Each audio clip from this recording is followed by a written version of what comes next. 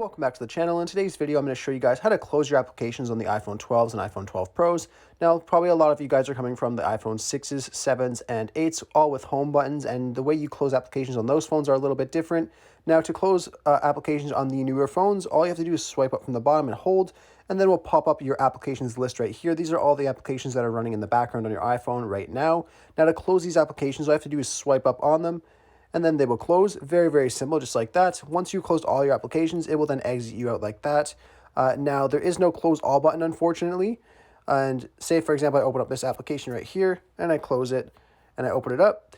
Typically, on some other phones, you would have a close all application. We still don't have that yet with iOS 14. Maybe that's one thing that Apple might bring out in the future. Unfortunately, you do have to swipe up to close them all. But very, very simple on how to do it on the iPhone 12s and 12 Pros. I really hope I was able to help you guys out with showing you guys how to do that. If the video helped you out, be sure to leave a like on it and subscribe for more. Thanks for watching.